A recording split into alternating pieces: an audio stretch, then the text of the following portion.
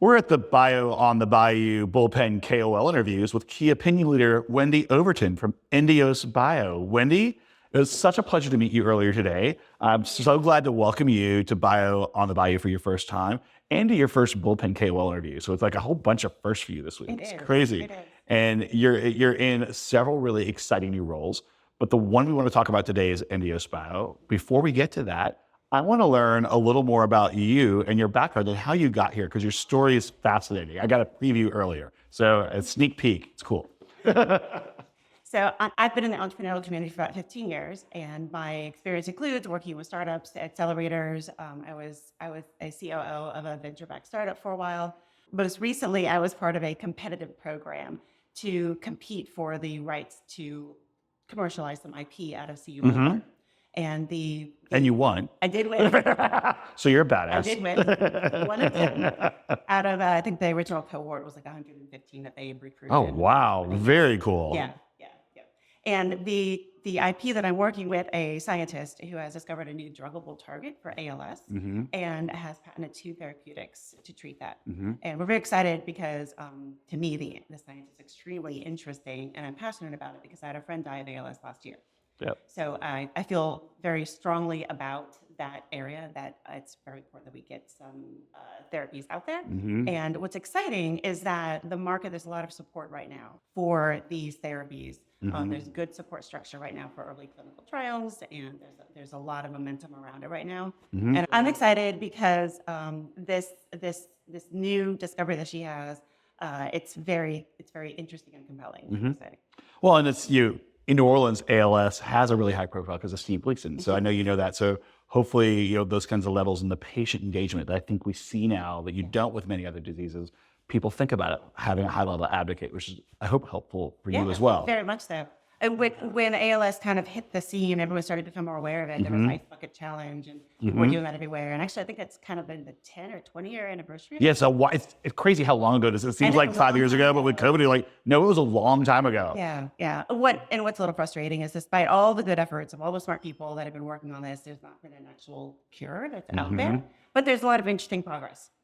There was a drug that was just approved that treats a very small genetic, rare form of it, that early outcomes of that. I was just talking to someone who has a friend that's taking it, and the friend's getting an actual result from it. Which gives hope and gives you hope that what you're doing is going to have change, which brings me to our next question. Right. So what has your focus? What are you working on now? And I'm going to guess what it is. Spoiler alert. I'm guessing it's with your company and doing this. So where are you right now with it? Right. So this discovery, we need to move towards the clinical trials. And so we've got an ASO, which is a biologic form of a therapeutic that is ready to be moved into an optimization stage. Then we also have what's called a small molecule therapeutic, and that's what typical drugs are. So the small molecule, though, that is in the hit to lead. We've got one that works okay, but we believe that it can be optimized, and that one I'm very excited about.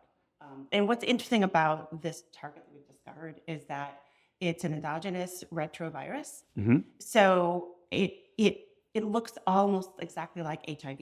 So all the work that has been done to study HIV over the years is useful for you. Use that, right, and go in and see what targets and how they develop the drugs, et cetera. Because we've got this good model out there with all the research that's gone behind HIV. And the other thing that's interesting is that this particular target is called PEG10. It's got 2 forms of protein. One protein is useful for the body. It's important for placental development. The other form is a long form, and it's caused by a frame shift. The long form of the enzyme, when it accumulates, we believe it has it causes deranged neuronal expression. So it does axon and dendrite remodeling, and that is the hallmark of ALS. It's a motor neuron disease. So the therapeutics that she's developed are working really well in the cells, and we have mouse models running right now. So you may have the magic key, which is so exciting. But with that, there are always challenges, needs, hurdles as companies are moving forward. So I know you're aware because as a Gulf Safe native yourself, you understand what the Gulf South is like. We lift each other up. Yeah. First time with the Bullpen, but you're seeing the Bullpen and their mantra of find someone, help them, repeat. It's about being selfless and helping others. It's very similar. Yeah. This is our one time to be selfish in the bullpen and to make our ask for the community, the rest of which is out there to help.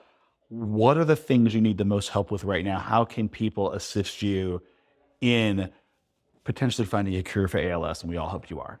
Thank you. First off, thank you for the offer, and thank you for bringing Bullpen here, because this is like super exciting. This is happening down here in Louisiana. I know, right?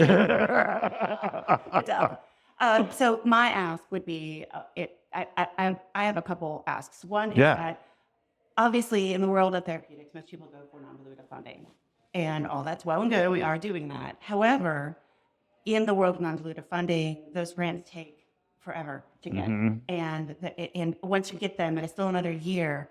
In the world of ALS, when a person is diagnosed, most people will die within 2 to 5 years of diagnosis. Oh, wow. So when you think of a year or 2 years to get grant funding, that's someone's life. Yeah, they're gone. Yeah. They're gone. So I am looking for investors who snap money, who are willing to join me in this. I know that in general, they're looking for IND or some other efficacy, but I'm also hoping that maybe there's investors out there that want to do those impact investors who care. Yeah. Yes. And the other way that I would love some help is just connections, referrals. Those people that are in the industry. There's a lot of moving parts in this entire play, and some things are going to be we learn from each other. Other things are going to be we partner together to move this thing forward. So any of those introductions, whether it be pharma or those that are in the rare disease community or the medicinal chemists or whatever it is, those introductions for both ICOR, NSF, customer discovery, but also for the actual moving things forward on the business side. Is LinkedIn a good way for people to connect with you for that? Perfect, because we're going to have you tagged. And I just had one of my on-the-spot brainstorms, and you mentioned the anniversary of the Ice Bucket Challenge. I'm going to issue my own Bullpen Bio and the BAYOU Challenge. I want to challenge everyone to find some connection to help move this disease forward right now. One I have for you, I don't know if you're connected with our National Primate Research Center, where most of the HIV research in the country went through. We have key opinion leaders and experts there right across the lake in Covington. I'm going to hook you up with them. That's my contribution right now. Bullpen, Bio and the BAYOU, every single one of you, reach deep in your networks, do something, help Wendy.